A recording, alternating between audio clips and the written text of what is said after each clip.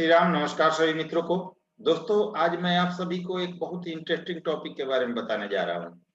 आज marriage life का prediction करेंगे, मतलब कि शादीशुदा जीवन कैसी होगी उस पर चर्चा नहीं। सबसे पहले हम ये जानेंगे कि आपकी शादी किस दिशा में होने का योग बनेगा आपकी कुंडली के अनुसार, और कितनी दूरी पर आपकी शादी हो सकती है, कितने किलोमीटर पर आपकी शादी हो सकती है।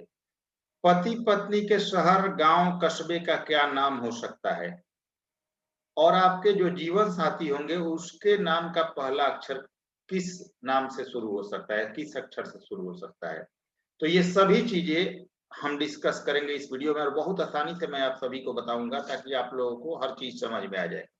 ये एक मेष लग्न की कुंडली है, इनसे कोई मतलब नहीं है कि कौन सा लग्न है ये, बस आप लोगों के समझने के लिए मैंने ये बताया है। यहाँ देखिए, ये पहला भाव आप है, यानी आपका लग्न है, और यहाँ से ठीक सातवां, आप सभी जानते हैं कि यह भाव आपके पति या पत्नी यानी आपके लाइफ पार्टनर का होता है, और हमें इसी भाव से विचार करना है। सातवें भाव पर ही हमें प्रेडिक्ट करना है कि क्या हो सकता है वैवाहिक स्थिति आपकी, यानी कि आपका शादी जन्म स्थान से कितने दूर होगा, आपके जीवन साथी के नाम का पहला अक्षर क्या होगा, किस शहर के आपके जीवन साथी रहने वाले होंगे, मतलब कि किस शहर में उनका निवास होगा, किस शहर में आपकी शादी हो सकती है, ये सब चर्चा करेंगे हम यहाँ पर।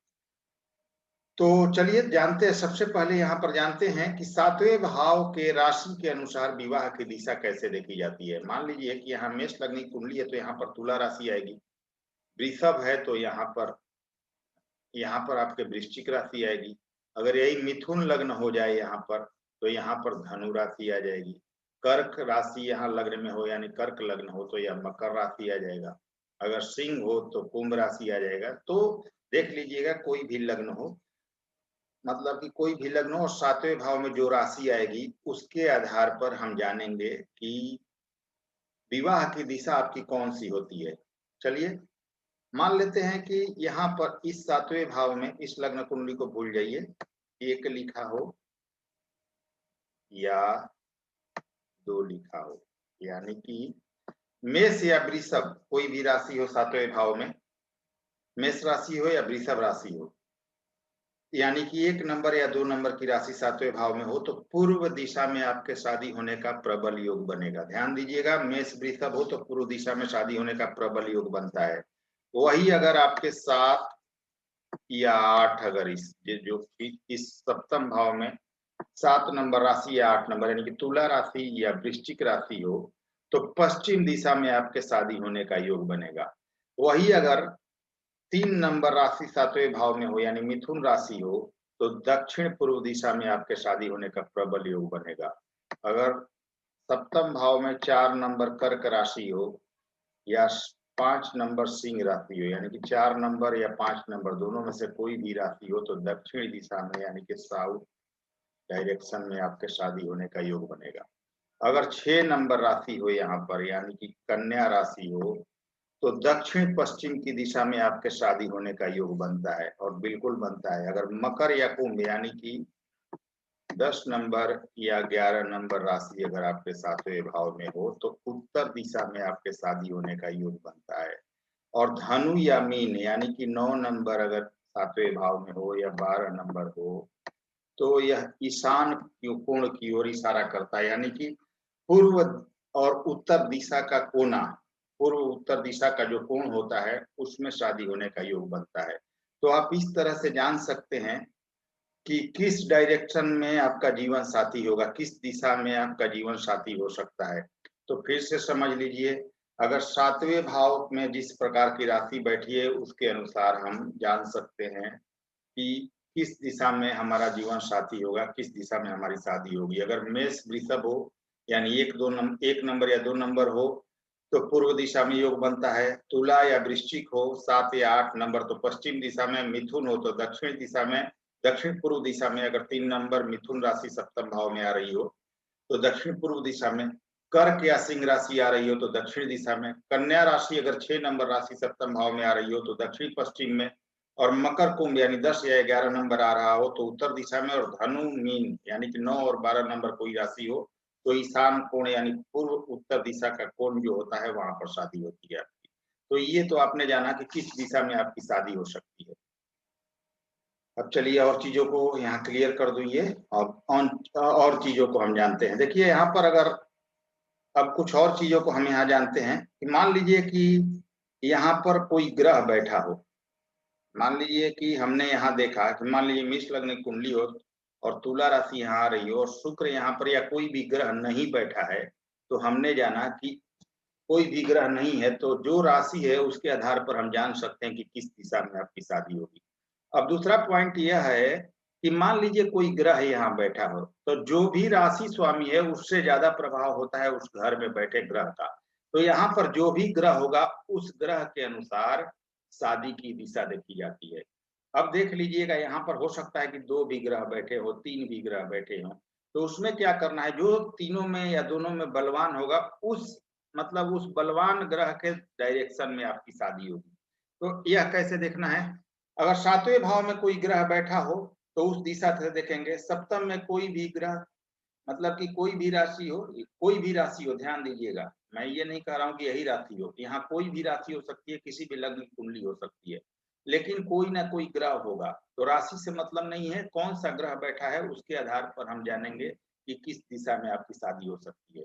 अगर 7वें भाव में सूर्य बैठा हो, यहाँ पर अगर सन हो 7वें भाव में, अगर सूर्य बैठा हो तो आपके पूर्व दिशा में शादी होती है। अगर चंद्रमा बैठा हो यानी कि मून आपका बैठा हो, यहाँ पर आपका चंद्रमा बैठा हो तो उत्तर पश्चिम की ओर आपकी शादी होती है, यानी कि वायव्य कोण में उत्तर पश्चिम के बीच में आपकी शादी होगी। अगर यहाँ पर बुध बैठा हो तो यानी कि मरकरी अगर बैठा हो आपका, तो यहाँ पर मरकरी के बैठने के बाद उत्तर की ओर आपकी शादी का योग बनेगा। अगर वीनस यानी शुक्र बैठा हो तो दक्षिण पूर्व दिशा में आपके शादी होने का योग बनेगा। अगर मार्स बैठा है यानी मंगल बैठा है यहाँ, तो दक्षिण दिशा में आपकी शादी होगी। अगर गुरु यानी जुपिटर बैठे हुए हैं तो ईशान कोण में आपके शादी होने का योग बनता है। और अगर सैटर्न यानी शनि सप्तम भाव में बैठे हों तो पश्चिम दिशा में शादी होती है। और राहु या केतु, इन दोनों में से कोई भी अगर यहाँ पर बैठा हो, राहु और केतु अगर दोनों में से कोई भी यहाँ बैठे हों तो दक्षिण पश्चिम दिशा में शादी होने का योग बनता है। यानी कि सूर्य बैठा हो तो पूर्व, चंद्रमा हो तो उत्तर पश्चिम के बीच वायव्य कोण में, बुध बैठा हो तो उत्तर में, शुक्र बैठा हो तो दक्षिण पूर्व में, मंगल बैठा हो तो दक्षिण में, गुरु बैठा हो तो ईशान में, और शनि बैठा हो तो पश्चिम में, और राहु तथा केतु में से कोई बैठा हो तो दक्षिण पश्चिम में आपकी शादी होती है। तो इस डायरेक्शन में तो आपने देखा कि अगर यहाँ केवल राशि है, कोई ग्रह नहीं बैठे हैं, तो उस राशि के अनुसार आप जान सकते हैं कि किस दिशा में आपकी शादी होगी। लेकिन कोई ग्रह बैठा है तो आप उस ग्रह से संबंधित आराम से देखकर जान सकते हैं, क्योंकि उस ग्रह का प्रभाव उस भाव पर बढ़ जाएगा, तो उस ग्रह से संबंधित दिशा में आपकी शादी होगी। अब चलिए शहर का नाम कैसे हम जानेंगे, किस शहर में आपकी शादी होगी। शहर का नाम, अगर 7वें भाव में सूर्य बैठा हो, ध्यान दीजिए, अगर आपके 7वें भाव में सूर्य बैठा है यानी कि सन बैठा है, तो आपका जो जीवन साथी यानी लाइफ पार्टनर के शहर का नाम होगा वो अ आ ई उ ए अंग आ ई इस सब नामों से होगा। यानी कि अ आ ई उ ए आ ओ, इन नामों से आपके लाइफ पार्टनर का नाम होगा। अब देखिए शहर का नाम होगा, यानी कि मतलब कि अगर सूर्य बैठे हैं तो इन नामों से आपके लाइफ पार्टनर का शहर होगा। अब शहर में या दोस्तों कस्बा वगैरह भी आता है, तो कस्बा देख लेंगे आप, शहर देख लेंगे, जिला वगैरह में तो बहुत सारे जगह आते हैं तो देख लेंगे, और यहाँ पर ये परफेक्ट निकल जाएगा। बहुत हद तक चांस बनेगा कि इसी नाम से आपके लाइफ पार्टनर के शहर का नाम होगा। अब देखिए अगर चंद्रमा यहाँ पर बैठे हों यानी कि मून बैठे हों, तो अगर चंद्रमा बैठे हो तो य र ल व तलाबी स दांती स ह, यानी कि अगर चंद्रमा यहाँ बैठे हों तो य र ल व स ह, इन नामों से आपके शहर का, लाइफ पार्टनर के शहर का नाम होगा। अगर यहाँ पर मान लीजिए कि मार्स बैठे हों, अगर यहाँ पर मंगल बैठे हो तो क ख ग घ अंग, इन सब यानी क ख ग के नाम से, घ के नाम से कहीं ना कहीं आपके लाइफ पार्टनर का शहर होगा। अगर बुध बैठे हो तो, अगर आपके मरकरी बैठे हों तो ट, ठ, ड, ढ इन नामों से आपके जीवन साथी के शहर का नाम होगा, शहर का नाम या गांव का नाम होगा। अगर गुरु बैठे हों यहाँ, जुपिटर बैठे हों, तो त, थ, द, ध, न इन नामों से आपके जीवन साथी का शहर का नाम होगा। अगर शुक्र बैठे हो, वीनस, तो च, छ, ज, झ, न इन अक्षरों से आपके जीवन साथी के शहर का नाम होगा। अब शनि, राहु या केतु में से कोई बैठा हो यहाँ पर, तो प, फ, ब, भ, म इन अक्षरों से आपके जीवन साथी के शहर का नाम होगा। प, फ, ब, भ, म।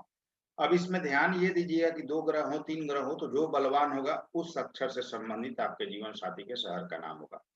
अब राशि के अनुसार भी नाम जान लीजिए। मान लीजिए कि कोई ग्रह यहाँ नहीं बैठा है, लेकिन केवल राशि है कोई, तो आप कैसे जानेंगे? ग्रह बैठ गए तो आप तो जान लेंगे कि इस जगह पर शादी होगी इस नाम से, लेकिन कोई ग्रह नहीं बैठे हो, केवल राशि हो, तो कैसे जानेंगे? अगर मेष राशि यहाँ पर आ जाए, तो चू, चे, ची, ला, ली, लू इन, चू, चे, ची, ला, ली, लू इन नामों से आपके जीवन साथी के शहर का नाम होगा।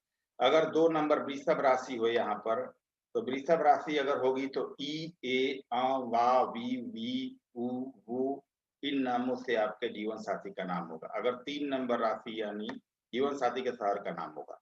3 नंबर यानी मिथुन राशि हो तो का, की, कु, के, को, ह, घ इन नामों से जीवन साथी के शहर का नाम होगा। अगर 4 नंबर कर्क राशि यहाँ पर हो, तो हा, ही, हु, हा, ज, जी, डू इन नामों से आपके जीवन साथी के शहर का नाम होगा। अगर 5 नंबर सिंह राशि हो, तो क्या होगा? मा, मी, सु, ने, न, ही, हा, ट, टू इन नामों से आपके जीवन साथी का नाम होगा। अगर 6 नंबर कन्या राशि है यहाँ पर, तो ट, पा, पी, पू इन सब, पा, पी, पू, पौ इन सब नामों से आपके जीवन साथी के शहर का नाम होगा। अगर तुला राशि 7 नंबर हो यहाँ पर, तो रा, री, रू, ता, ती, तू, ते इन नामों से आपके जीवन साथी के शहर का नाम होगा। अब वृश्चिक राशि हो यहाँ 8 नंबर, तब क्या होगा? तो वृश्चिक राशि हो तो ना, नी, नू, ने इन नामों से, न से संबंधित नाम होगा आपके जीवन साथी का, आपके जीवन साथी के शहर का। अगर धनु राशि यानी कि 9 नंबर राशि यहाँ पर अगर आ जाए, तो क्या होगा? 9 नंबर राशि हो तो या, ई, वी, मु, ढ, घ इन नामों से आपके जीवन साथी के शहर का नाम होगा। अगर यहाँ पर 10 नंबर मकर राशि आ जाए, तो ख से संबंधित यानी ख, खा, खू, खे, खो इन सब नामों से संबंधित और कभी-कभी ग से संबंधित नाम से आपके जीवन साथी के शहर का नाम होगा।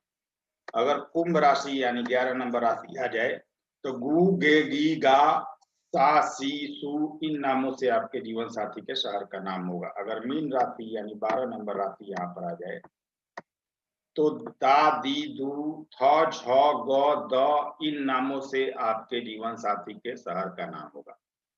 तो दोस्तों, आपने ये सब चीजें जानी कि आपके जीवन साथी के शहर का नाम क्या होगा, किस दिशा में शादी हो सकती है। अब समझिए कि पति या पत्नी का नाम क्या होगा। चलिए जानते हैं कि पति या पत्नी का क्या नाम हो सकता है। तो पुरुष के लिए, लड़के के लिए शुक्र जिस राशि में बैठा हो उस राशि के अनुसार पत्नी का नाम होगा। और किसी लड़के की कुंडली का विचार कर रहे हैं तो आपके शुक्र कुंडली में जिस राशि में बैठे होंगे उस राशि के अनुसार आपकी पत्नी का नाम का विचार किया जाएगा। या लड़की के लिए गुरु जिस राशि में आपकी कुंडली में बैठे हैं उस राशि के अनुसार आपके पति के नाम का विचार किया जाता है। तो लड़का के लिए शुक्र जिस राशि में बैठे हो उस राशि से, और लड़की के लिए गुरु जिस राशि में बैठे हैं उस राशि से लड़की के या लड़का के पति या पत्नी का विचार किया जाता है। नाम का, उनका नाम का पहला अक्षर कैसे देखा जाएगा, तो उससे विचार किया जाता है। अब जैसा कि मैंने आप लोगों को ऊपर बता दिया है कि अगर मेष राशि हो तो ये नाम होता है, वृषभ हो तो ये होता है, मिथुन हो तो ये होता है, कर्क हो तो ये होता है। मान लीजिए कि शुक्र अगर यहाँ पर कर्क राशि में बैठे और ये एक लड़के की कुंडली है, तो हमें कैसे देखना है? शुक्र देव अगर कर्क राशि में बैठ गए, लड़के के पत्नी के नाम का विचार कर रहे हैं, तो कर्क राशि से संबंधित उसकी जीवन संगिनी का नाम होगा। तो जैसा मैंने अभी ऊपर बताया, ही, ह, हु, हा, ज, जी, डू इन सब नामों से संबंधित उसके जीवन संगिनी का नाम होगा, इसी नाम से उसकी पत्नी हो सकती है। अब मान लीजिए किसी लेडीज की ये कुंडली है और ये मेष राशि में गुरु इसके बैठे हुए हैं, तो सप्तमेश को भूल जाइएगा, केवल शुक्र और गुरु से नाम हमें ज्ञात करना है। तो गुरु, किसी लड़की की कुंडली और गुरु बैठे हुए हैं मेष राशि में, तो मेष राशि से जो नाम मैंने अभी ऊपर बताया, चू, चे, ची, ला, ली, लू, तो इन नामों से संबंधित उसके जीवन साथी का नाम होगा। तो बिल्कुल आसानी से आप लोग उम्मीद है समझ सकते हैं। अब देखिए दोस्तों, शादी कितनी दूर होगी वो भी आप लोग समझ लीजिए, जन्म स्थान से कितनी दूर होगी। अगर 7वें भाव में आपके 2 नंबर राशि हो, 5 नंबर राशि हो, 8 नंबर राशि हो या 11 नंबर राशि हो, ध्यान दीजिएगा, 7th हाउस में 2 नंबर, 5 नंबर, 8 नंबर या 11 नंबर हो तो जन्म स्थान से नजदीक शादी होती है। बहुत नजदीक तो नहीं, लेकिन फिर भी नजदीक शादी होती है। परंतु अगर ये 2 या 5 या 8 या 11 इनमें से कोई राशि अगर सप्तम भाव में आ रहा हो और इस पर क्रूर और पापी ग्रहों की दृष्टि भी पड़ जाए, या क्रूर और पापी ग्रह यहाँ बैठे, तो विवाह की दूरी थोड़ी बढ़ जाती है। फिर भी 100 से लेकर 120 किलोमीटर तक की दूरी में शादी हो जाती है ऐसे जातकों की। अगर 2, 5, 8 या 11 मतलब कि वृषभ, सिंह, वृश्चिक या कुंभ में से कोई राशि हो, तो 100 से 120 किलोमीटर के अंदर जातक या जातिका की शादी हो जाती है। अब बात करें कि सप्तम भाव में आपके चंद्रमा हो, गुरु हो,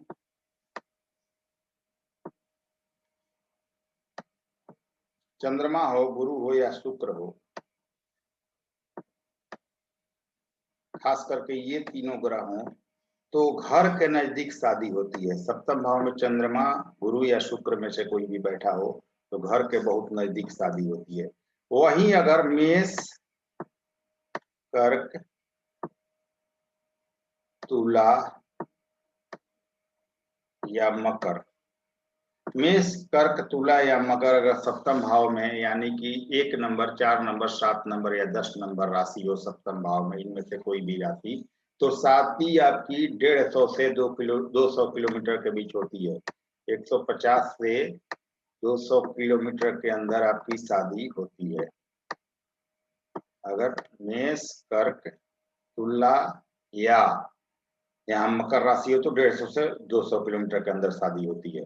अब दोस्तों यहाँ पर मान लेते हैं कि आपके मिथुन हो, यानी कि 3 नंबर, 6 नंबर, 9 नंबर धनु, मिथुन, कन्या, धनु या मीन, इनमें से कोई राशि हो, यानी 3, 6, 9 या 12 में से कोई राशि हो, तो 180 से 120 किलोमीटर के अंदर जातक या जातिका की शादी होती है। 80 से 120 किलोमीटर के अंदर। अगर ड्यूल साइन यहाँ हो, यानी कि 3, 6, 9, 12 में से कोई साइन हो, तो हो सकता है जातक के पति या पत्नी का 2 मकान हो, तो एक नजदीक भी हो सकता है, एक दूर भी होता है।